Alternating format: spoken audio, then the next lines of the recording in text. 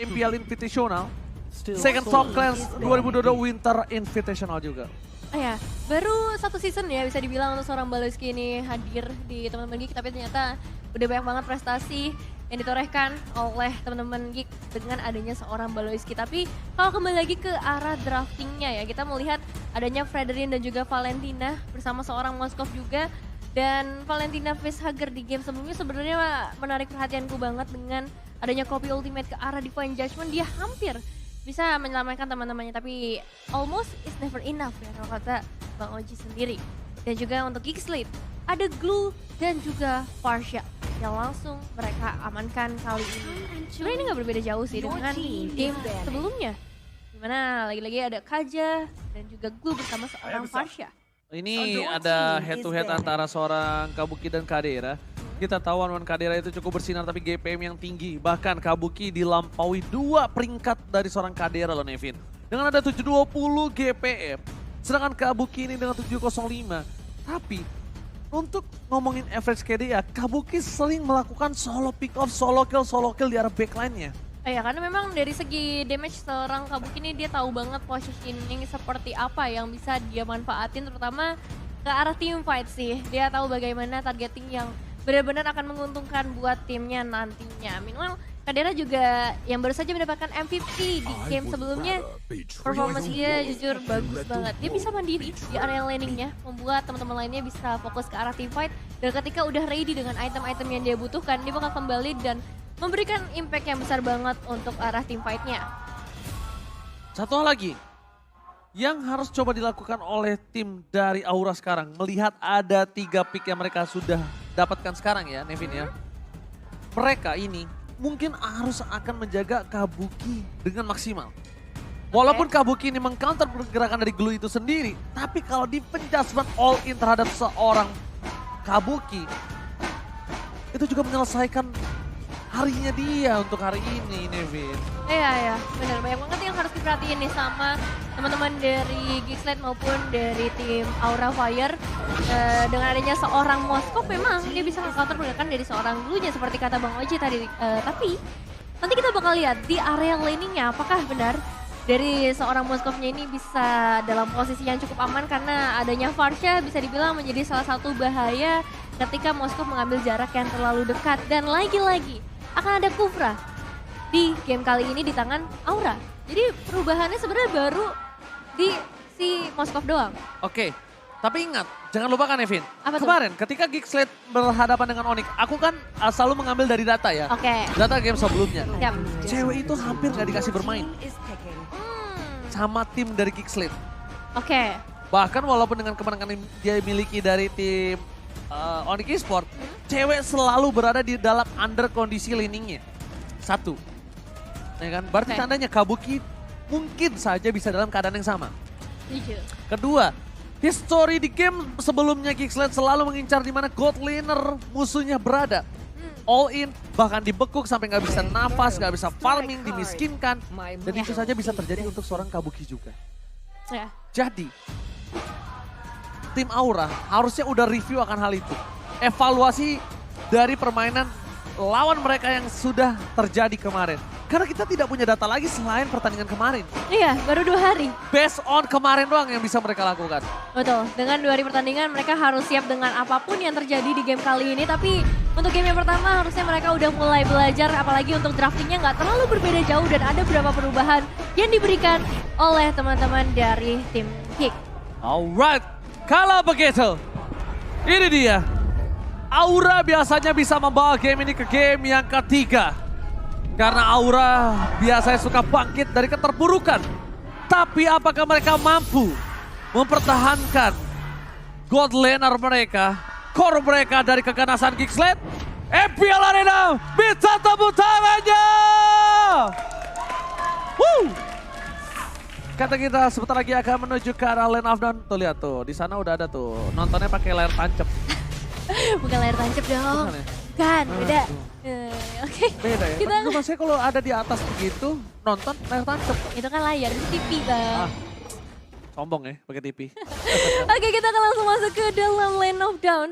kali ini antara Geekslate dan juga Aura Fire. Game kedua, game penentuan pastinya untuk Geekslate maupun dari tim Aura Fire. Dan terlihat juga sebenarnya ada pergerakan yang cukup berani dari teman-teman Geekslate.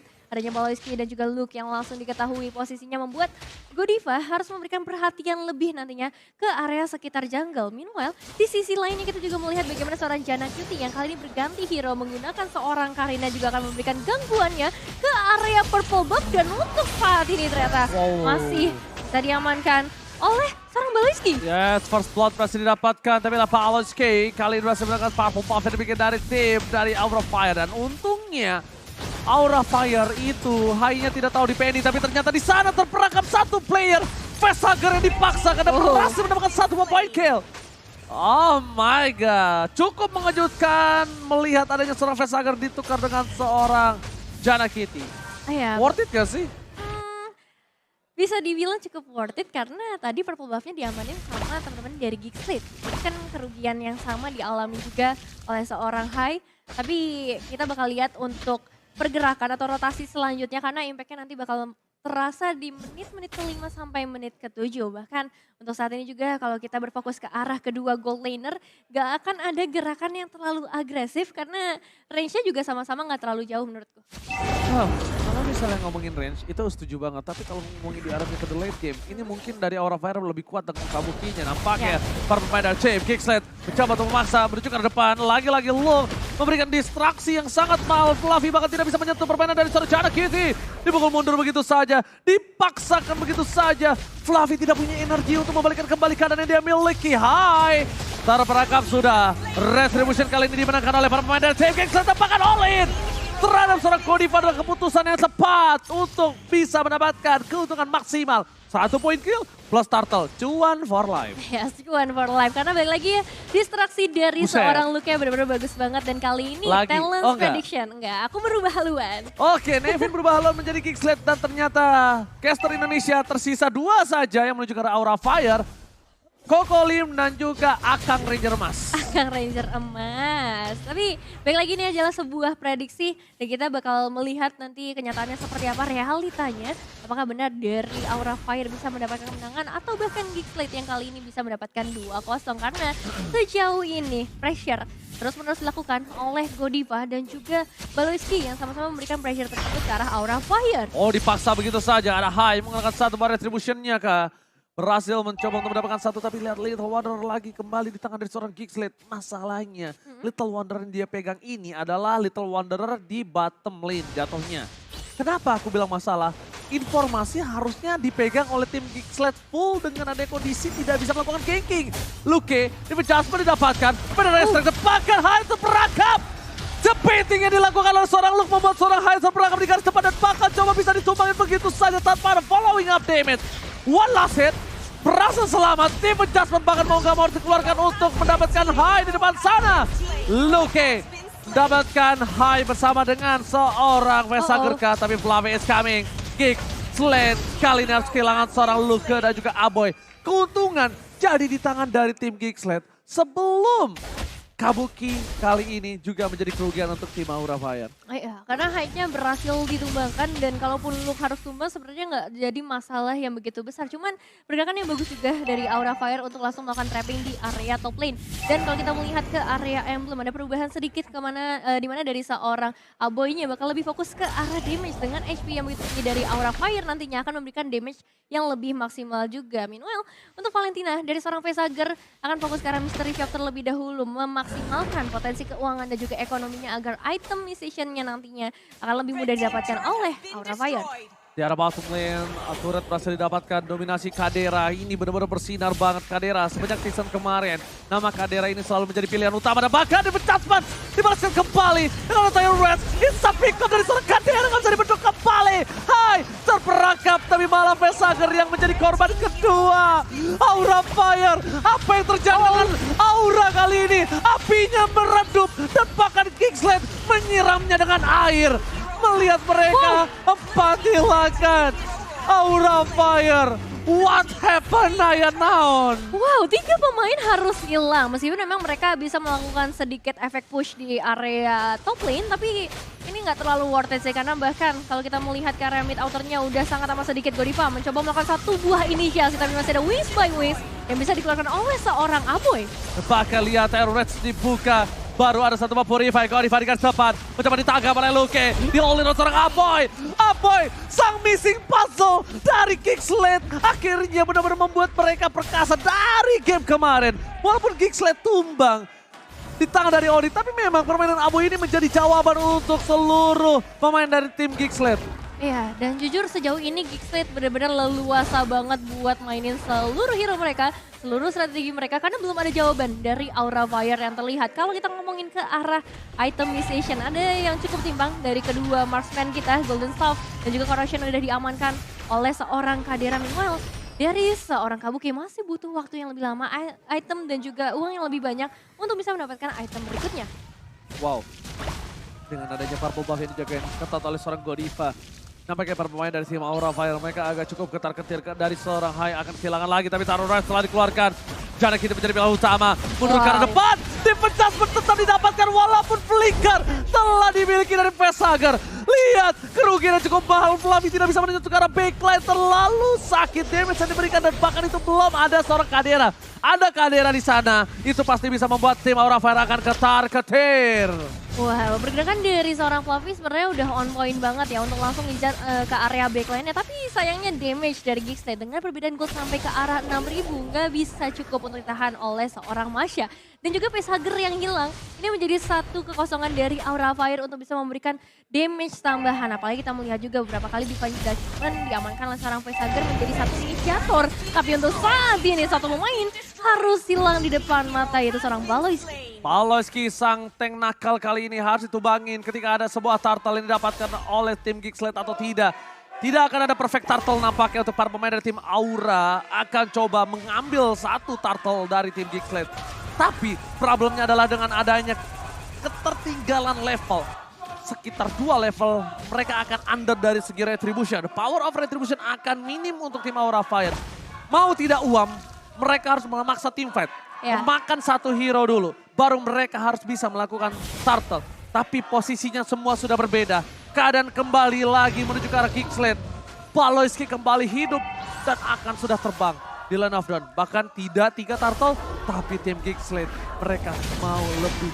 Mereka mau ke arah Lord. Mereka mau menyelesaikan game ini dengan sangat cepat, Neve. Iya, Bang Oji, ini masih 8 menit yang pertama. Tapi lihat bagaimana dari segi goldnya Kadera sangat mengungguli. Meskipun memang baru saja terjadi pertempuran menuju ke arah seorang Luke yang lagi-lagi menjadi tumbal. Asalkan ada pertukaran yang baik dari Geeksled, yaitu langsung menuju ke arah Lordnya. Aura Fire masih punya harapan. Mereka masih punya beberapa winning condition seperti dengan adanya seorang Kabuki. Ini attack speed yang akan diharapkan nantinya untuk bisa mengcounter pergerakan dari seorang Luke. Dan bahkan untuk saat ini dia juga bisa dapetin ke arah outer turret. Jangan sampai ada yang bisa ditemukan lagi oleh Geeksled karena ini momen yang cukup krusial ketika Lordnya sudah hadir bersama-sama dengan teman-teman dari Geeksled dan juga Jana Cutie yang sedang mencari target berikutnya. Oke, Baloyski, Vesager! Defense dan all-in yang mencoba didapatkan oleh para pemain dari tim Aura Fire di depan sana nampaknya gak berhasil. Vesager mengejutkan permainan dari seorang Vesager. Kali ini benar-benar selamat, tapi bukan itu doang masalahnya. Vesager tidak memiliki satu buff flicker kembali. Kalau di all in oleh para pemain dari tim Aura Fire, kali ini bisa kehilangan Vesager. Dan satu-satunya jawaban dari high ground Aura Fire adalah seorang Vesager, Nevin. Iya, dengan Feather Esek yang udah diamankan juga dengan ultimate IMU untuk seorang Vesager, ini bakal menjadi kesempatan yang besar untuk mereka. Tapi lihat bagaimana dari seorang Aboynya mencoba memberikan pembalasan damage yang begitu besar dengan Lord yang mereka bawa. Luke lagi-lagi harus hilang, tapi apakah akan ada pertukaran yang terjadi? Karena untuk saat ini 2 pemain sudah berhasil, itu bahkan Kabuki mencoba memberikan pembalasan, tapi ternyata damage-nya belum terlalu maksimal, bahkan hanya untuk menembakkan seorang Aboy saja sulit. Ya, lihat gimana berbalik damage yang diberikan oleh seorang Moskov. Kali ini terhadap Karina tidak terlalu berimpact, masih terlalu berani. Jana Kitty kali ini perbandingan levelnya benar-benar makin lebih jauh. Dari 2 level jadi 3. Semakin ku kejar, semakin kau jauh. Dan buat kalian semua yang berada jauh di luar sana, jangan lupa untuk beli tiket MPL dan nonton langsung MPL Season 11 Dan beli tiketnya hanya di Blibli. Betul sekali, langsung aja datang ke area venue untuk bisa menyaksikan bersama-sama, memberikan dukungan secara langsung untuk tim-tim yang bertanding. Dan kita akan lihat dengan perbedaan sampai ke arah 6.000 gold. Apa yang bisa dilakukan oleh teman-teman dari tim Aura Fire dan kalian juga apa yang bisa kalian lakukan dengan diamond kalian, langsung aja beli skin MLBB X Jujutsu Kaisen karena udah hadir di dalam game kalian. Alright, cara kita surprise attack. Berhasil membuka vision, tapi lihat dari Baloi kita berangkat tidak ada satu defense adjustment sama sekali. Menuju ke arah seorang Hai, mencoba diolin begitu saja. Hai-nya hilang. Lihat, surprise attack yang harusnya di tangan dari tim Aura Fire. Bahkan mereka kehilangan Hai. Mereka kehilangan sosok power of retribution mereka. Luke masih menjadi korban bulan-bulanan warga dari tim Aura Fire. Luke dibakar abis-abisan dari game yang pertama. Ini secara tidak langsung Luke kalau bisa dibilang dia udah gosong. Dari game pertama dia dibakar abis-abisan. Tapi nggak masalah ya pastinya, karena memang itu adalah tujuan dengan menggunakan seorang glue kali ini untuk bisa memberikan gangguan ke arah tim Aura Fire. Dan sebenarnya tadi kita melihat adanya sebuah potensi dari tim Aura Fire. Karena damage dari seorang Kabukinya udah mulai terlihat. Pergerakan dari seorang Facehugger juga udah semakin leluasa kali ini dengan adanya seorang Fluffy yang bisa menjadi seorang frontliner. So, kalau kita ngomongin chance kemenangan masih cukup besar dari Aura Fire. Tinggal bagaimana mereka memanfaatkan mistake yang dibuat oleh Geekslate. Oke, Fluffy di all-in. Lihat, itu keputusan yang mahal. Yang harusnya tidak diambil oleh Geekslate. Tapi karena mereka percaya satu sama lain, Fluffy pun mereka lumat. Ingat itu Fluffy yang memiliki sangat banyak darah, durability yang kuat, apalagi Hai yang mungkin tidak setebal seorang Fluffy. Wow, ini nampaknya Aura Fire hampir terjatuh. Nampaknya para pemain dari tim Aura Fire mereka sudah melihat adanya Lord yang menit ke-12. Enhance bisa loncat dan tentunya bisa membuat para pemain dari tim Aura Fire kehilangan game yang kedua juga. Under kondisi hingga ke 5.700 gold. Bukan hal yang baik untuk seorang Aura Fire. Ya ini cukup berbahaya, bisa dibilang goldnya semakin jauh. Dari tim Geekslate mereka bisa memaksimalkan semua potensi yang ada dari seluruh sisi Land of Down-nya. Begitu pula untuk seorang Janna Cutie. Pergerakannya benar-benar manis banget untuk melakukan eksekusi. 5 elimination dan juga 4 assist yang udah berhasil ia amankan. Dan kalau kita ngelihat dari segi itemization-nya memang bakal build ke arah defensif. Jadi ini bakal menjadi salah satu jawaban untuk teman-teman dari tim Geekslate supaya potensi dari Karinanya ini maksimal ketika bertemu seperti seorang Facehugger ataupun nantinya seorang Kabuki. Alright. Lord yang benar-benar menegangkan. Lord yang bisa menjadi jawaban apakah ini akhir dari perjalanan Aura di game yang kedua. Atau bahkan ini adalah board jawaban untuk Aura bisa membalikan keadaan. Karena bisa saja Geekslate dia terwipe dan dia langsung melakukan split push. Gak ada yang nggak mungkin. Tapi Baloi Hai menjadi pilihan utama. Dia mematahkan cukup instan. Godiva juga menjadi orang kedua. Dan Godiva di take down. 2 hilang. Ini bencana. Janna Cutie terperangkap di depan sana. Tapi itu bukan jawaban untuk tim dari Aura Fire. Pertukaran 1 untuk 2. Bukan adalah jawaban. Dari tim Geekslate, 8.000 gold difference. Baloi berada di garis depan. Mencoba untuk memberikan defense. Tapi ternyata di adjustment kembali. Menutup Kabuki. Oh my god. Ini bencana. 2-0 Israel. Geekslate take the game. Congratulations Geekslate. 2-0 kemenangan bersih menghadapi tim Aura Fire, bahkan dengan Aura Fire. Gamenya cukup cepat loh di game kedua. Aura Fire.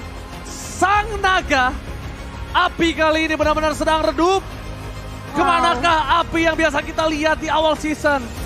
Kemanakah sang naga ini berlabuh? Kita tidak melihat adanya api yang panas dan Geekslate take the game 2-0 tanpa balas. What a nice game. Geekslate memberikan sebuah kejutan untuk kita semua, permainan yang begitu rapi, disiplin, dan memukau. Wow, 14 menit ya, sekitar 14 menit saja yang waktu yang mereka butuhkan untuk mendapatkan kemenangan di game berikutnya. Menandakan mereka udah begitu yakin dengan hero-hero yang mereka bawa. Hanya ada perbedaan di satu jungler saja.